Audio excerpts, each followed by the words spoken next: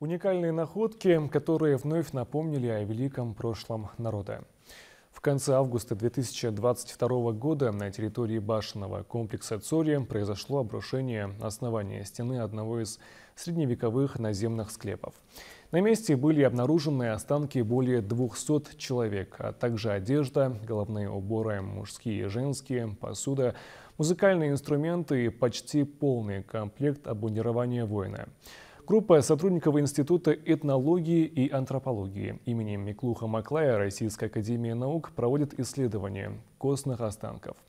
И вот теперь стали известны первые результаты, в частности, краниологического и одонтологического анализов. Вердикт: ингуши являются автохтонами Северного Кавказа, а наши современники их прямыми потомками. Представляем вашему вниманию специальный репортаж моей коллеги Луизы Нальгиевой.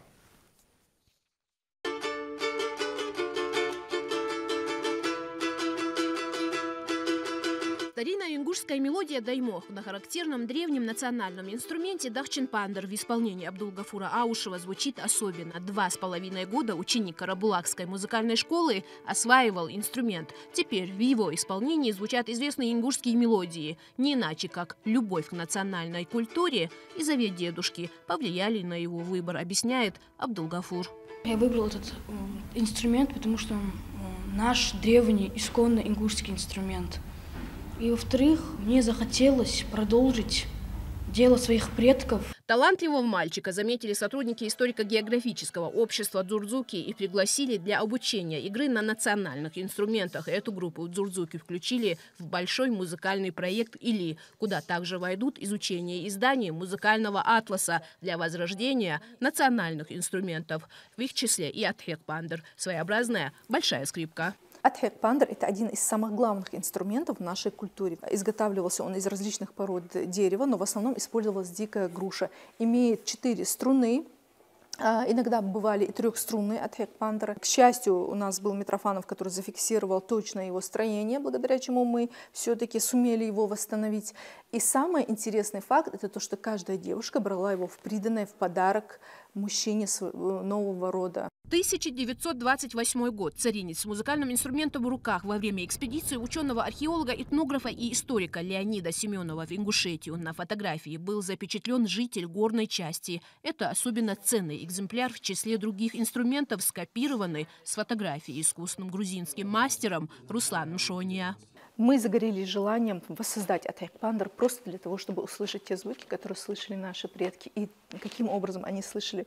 Берснах Газиков привез очень много интересного материала, где вот этот вот атхекпандер, он в различных вариациях, в разных селениях зафиксирован. Обратите внимание, у каждого определенный размер инструмента, где-то 4-струнная, где-то 3-струнная, это скрипка. Были даже иногда 2-струнные, но это редко. Руслан Шония сделал этот инструмент, и когда он его завершил, то есть он отказался у нас брать плату, деньги, и сказал, что это будет вклад в культуру ингушей.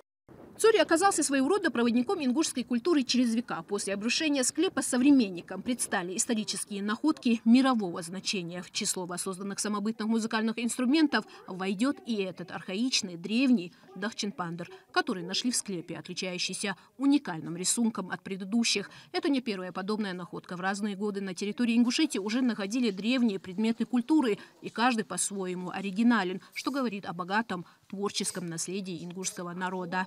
Сейчас работает над созданием копий и реставрацией национального инструмента для совместной научной работы сотрудников историко-географического общества и музея краеведения. Этот музыкальный инструмент предстоит реставрация и сохранение вот этого поверхностного слоя, чтобы не было дальнейших разрушений. Ушедший год для музея стал богатым в плане пополнения артефактами. В зале археологии по соседству с национальным ингушским музыкальным инструментом расположились подлинные украшения, являющиеся исключительно ингушскими предметами женских головных уборов, которые не встречаются ни у одного другого народа Северного Кавказа. Это отмечали в своих исследованиях еще Клопрот, Генка, Семенов, Крупнов. Всего в Цоре было обнаружено 11 курхарсов разной степени сохранности. Сейчас их готовят к реставрации. Они 3-4-слойные, то есть на войлок нашивается бязевая ткань, потом на бязевую ткань делается натяжка из шелка, например. А уникальность этих головных уборов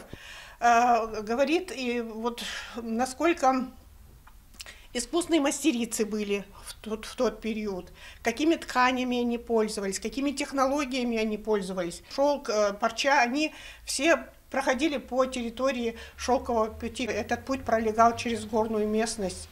Говоря о шелковом пути, в склепах были обнаружены, кроме предметов вооружения, быта, музыкальных инструментов и монеты, чеканки времен правления Мурада III, внука султана Сулеймана Великолепного. Это позволяет в очередной раз удостовериться в том, что Ингушетия являлась частью маршрута Великого шелкового пути. После обрушения древней усыпальницы склеп в Цоре стал центром притяжения ученых. Человеческие останки изучают сотрудники Института этнологии и антропологии имени Миклуха Маклая. Эксперты отмечают, что население по ряду признаков является очень древним и восходит популяциям, жившим на Кавказе еще в бронзовом веке, что еще раз подчеркивает, что ингуши являются аборигенами Кавказа. Вот это вот население – это очень древнее население Кавказа, автохтонное, как мы говорим, население. Вот этот вот тип исходный еще с эпохи бронзы, вот именно у этих людей сохранился. Во время антропологических исследований были определены полувозрастные характеристики погребений, проведены краниологические и одонтологические анализы. И вновь ученым представилась удивительная картина. Редчайший в археологии факт. Здоровые и ровные зубы у останков стали подтверждением того, что в древности ингуши уделяли особое внимание гигиене полости рта. До сих пор в народе есть своеобразные способы борьбы с кариесом и другими болезнями, например, разжевывание толики поваренной соли после приема пищи, чистка зубов золой и другие народные средства, которые ранее передавались из поколения в поколение, но в последние годы, к сожалению, наши современники не применяют. Конечно же, была, видимо, на довольно высоком уровне гигиена полости рта. И мы выяснили о некоторых традициях, о некоторых приемах, которые ингушей были приняты, как вот за полостью рта надо было ухаживать после приема пищи. Работу ученые продолжат, материал объемный, требующий кропотливых исследований, но уже можно говорить о некоторых предварительных итогах. Исходя из данных краниологии, изученные нами материалы показывают то, что вот средневековое население этой территории являлось предками современных ингушей. И все закономерно, все логично. Сейчас московские ученые вместе с коллегами из Ингушетии готовят научные статьи, которые планируют опубликовать в российских и международных научных журналах. В их числе объемная монография на тему «Антропология средневековой Ингушетии». В научном труде археологический раздел будет представлен ингушскими археологами, а раздел «Антропология» составит сведения и результаты исследований сотрудников Института этнологии и антропологии. Как отмечал мой коллега Сергей Юрьевич, сегодня Ингушетия выгодно отличается тем, что здесь наиболее всего изучена антропология средневекового населения.